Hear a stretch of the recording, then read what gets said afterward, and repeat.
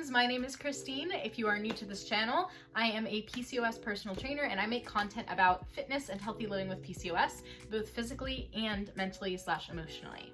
Today, I'd like to jump into a popular topic and possibly an unpopular opinion about that, and that is weight loss and PCOS.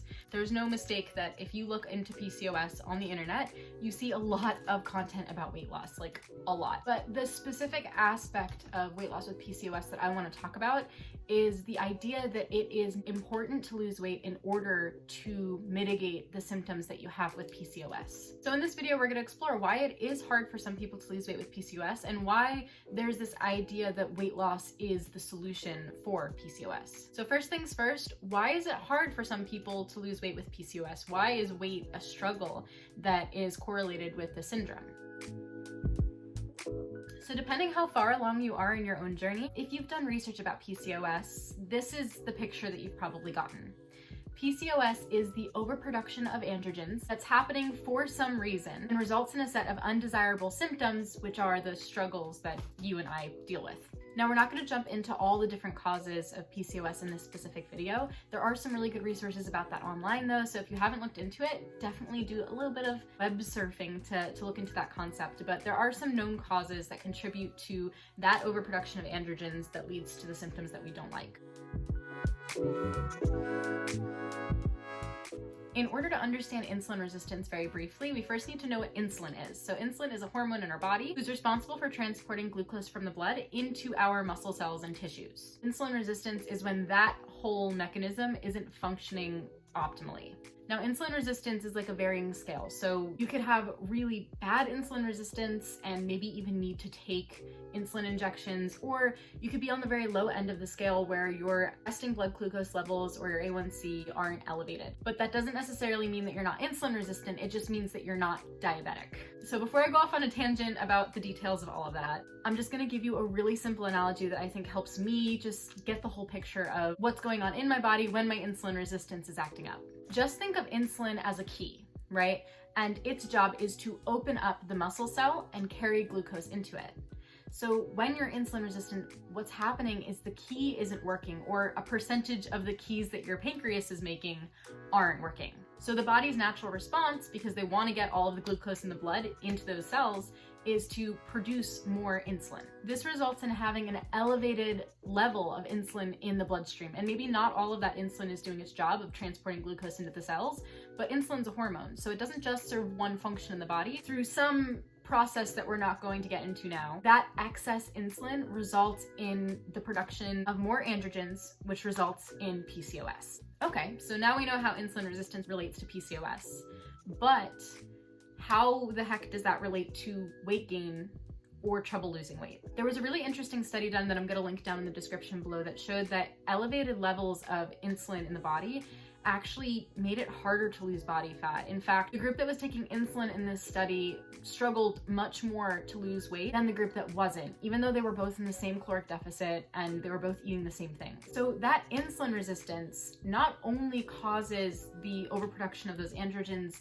and the PCOS symptoms, but it also makes it a lot harder to lose weight. Like, even if you do everything right and everything in a way that would work for a person who didn't have elevated insulin levels, it makes it so hard. And that's one of the reasons why, in my opinion, focusing on weight loss for PCOS is not the best way to build momentum and motivate yourself. That's why some people struggle to lose weight with PCOS. But why do some people think that weight loss is what will cure their PCOS?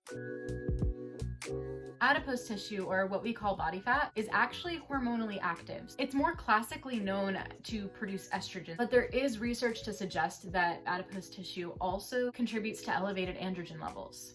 These findings are what led people to believe that higher body fat percentages are what was causing PCOS. So then it makes sense that because they thought that higher body fat percentage was causing PCOS, then the solution would be losing the weight. Cue the whole dismissed by your doctor and told to lose weight thing.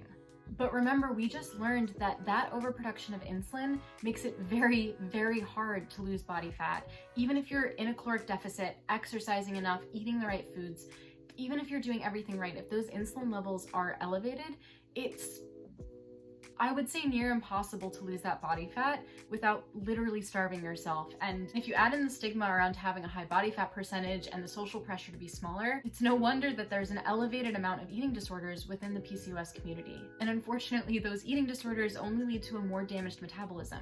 So that's why I don't believe that weight loss is the cure for PCOS. It absolutely could help your PCOS symptoms because it is hormonally active tissue. So it aids in the production of androgens, and we want to get those androgen levels lower in order for your symptoms to start to improve. But when those insulin levels are still elevated, it's near impossible to lose that body fat anyway, so I don't think it's a good starting point. Now, of course, I know that there are people who want to lose weight because they just want to. They don't think it's going to cure their PCOS, and honestly, that's totally fine. If you want to lose weight, it's your body. Do what you want, of course, but don't make that your PCOS goal. Make that your weight loss goal. Make it something separate, and maybe it can't be a priority right off the bat when you're managing your PCOS. Trust me, you don't want to work harder, you want to work smarter. So, what the heck should you do? I guess that's the question, right? Now, I'm not a doctor, and this is not medical advice. But from my perspective, if your original approach to your PCOS was just, I'm gonna lose weight and then I'll get better, take a step back from that goal, put it aside, you're gonna get there. If you really do wanna lose weight, then you will prioritize it at some point and you will achieve that goal. But before tackling that, start here. First, figure out what the underlying causes of your PCOS are. It's a little different for everyone, so it's really important that you identify what's going on for you. Number 2, exercise. Not to lose weight, but because of all of the amazing benefits that it has for your body.